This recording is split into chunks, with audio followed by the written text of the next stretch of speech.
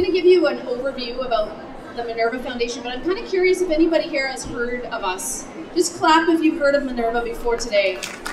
Oh, that's good. There's a lot, actually. That's great. I'm always curious to know because it's interesting to find out how connected people are in Vancouver. So I'm going to tell you a little bit about this organization. The Minerva Foundation was actually established about 11 years ago. And what we began with was giving out education awards. And they're not scholarships, they're not bursaries. They're actually open to women, not based solely on financial need or solely on academic achievement. They're really a combination of those things. So we can reach women who might be single moms, they might be Aboriginal, they might be going into a non-traditional field, they might be a single mom, an immigrant, somebody coming from another country. And so we have done this for 10 years now, and we've been able to give out, with our donors and our educational partners, we've been able to give out about $2 million in educational awards to about 1,000 women. So we're really proud of that. And then a few years after we started the education awards, we did some leadership development programming. So we do 3 leadership development programs. One of them reaches grade 11 girls. And I don't know about you guys, but I'm going to have a grade 11 girl very soon. And we reach out across the province to young women who are highly motivated and they have leadership potential, but they haven't had the chance to work with community leaders yet. So we get these girls coming from all over the province. We match them with an emerging leader, someone in their first few years of their career, and also with a community leader, someone who is already very accomplished. And we put them together in a triad. They work together for an intense weekend. And it's an amazing experience for everybody, including the community leaders. And we do that once a year. We also have a program called Follow a Leader, in which we pair emerging leaders with community leaders, and they get to do some leadership shadowing, which is really fascinating. That program's actually on right now.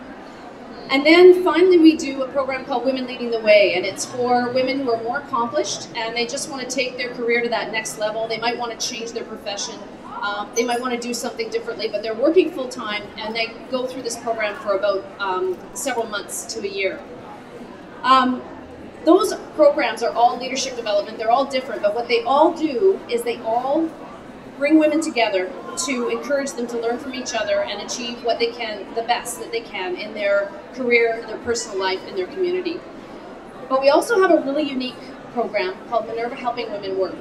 And that program accesses women who are usually professional, have some post-secondary education, some professional designation and experience, but they've been out of the workforce, a lot of them, just because they've been looking after their kids, or they might be coming from another country, and they need to get back in and restart their career, and they don't know exactly how to do that.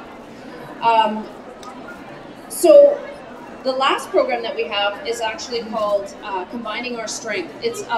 We run several programs under this banner, and we're really proud of it because we're in the 6th year of this. And it is where we do all of the programs that I just talked about, but we do them in partnership with Aboriginal women all over the province in a way that is culturally relevant and relevant to their communities. So I'm really lucky to be in this role, and when I came on board about a year ago, one of the things that I immediately noticed is that I would go out to events and Minerva would be mentioned from the podium at a lot of events, completely unexpectedly.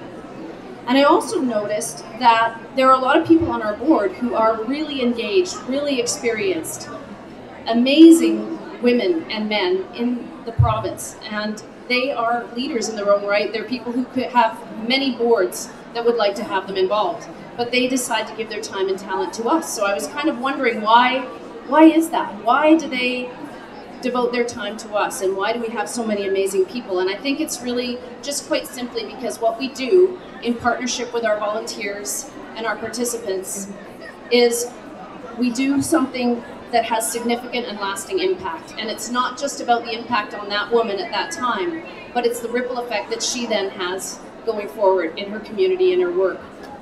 And I have to say, I've never been involved in any organization that has this kind of talent and passion throughout. And that extends not just to the participants, but the volunteers and the alumni as well. So if you meet any of us from Minerva, which you can meet at our booth, which is number 24, straight behind here at the back, if you meet anyone from Minerva, you're going to notice that passion. We kind of affectionately call it being Minerva'd. And it happens to anybody who's around us for too long. So I want to tell you a story about how I personally got Minerva'd, because I've only been on board as the CEO of this organization for just over a year. But I came on board originally as a volunteer because I wanted to give back.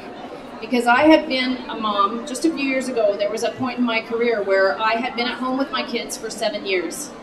I was a full-time mom, and I had to restart my career. And I had to do it in a new city with no business network. I didn't know what I wanted to do.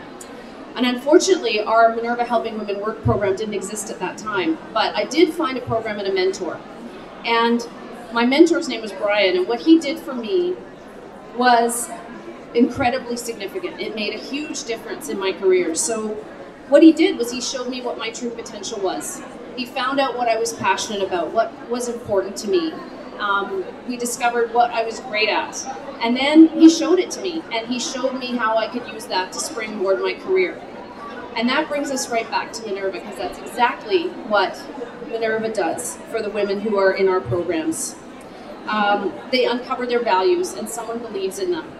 And then they're able to go forward and unlock their true potential. So I'm really excited about what's next for Minerva, because last year we went through a whole strategic planning process, and we really looked at redefining our vision and our mission and our values. And our vision is now changing the face of leadership in BC, which is a very big vision, and we're really excited about it.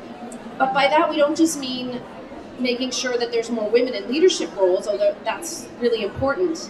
But we are also talking about changing what leadership looks like and what it means to lead from your values. So our mission is to elevate the visibility, influence, and contribution of women leaders. And when we talk about leaders, we're not just talking about women who already have a leadership role. We're talking about people who might not think of themselves as a leader yet, but they are taking a leadership role in their lives, in their careers, in their community. And that's really important. So all of this, I hope, kind of demonstrates why I feel so honored and thrilled to be part of this organization, and why we're so glad to be part of this event today. So I'd like to invite you all to find out a little bit more about us. We have a booth, as I said, number 24 on the back. We've got a new website that we're really excited about, a brand refresh and a new website that just launched a couple of days ago. It's on display at our booth, so please come and have a look at it, or visit us at theminervafoundation.com. And every year, I'd like to invite you to an event, because every year we celebrate women in a different non-traditional field. So there are a lot of women who are doing amazing things in their industry, and they're often in a male-dominated industry, and they fly under the radar and people don't know about them. So we try to highlight these amazing women in non-traditional fields. And last year we highlighted women in transportation, and the year before was women in natural resources. And this year, on November 28th, we're going to be honoring 4 amazing women in technology. And we would love for you to be able to come and join us. It's a lunch. It's a great room of about 300 amazing women business leaders, community leaders in the city. So it's a great networking opportunity, and it's a way to celebrate and highlight women in non-traditional fields. So yeah, so thank you so much for listening. Thanks for being here. Thanks for support from the organizers. We are so happy to be here. Thanks a lot. Bye-bye.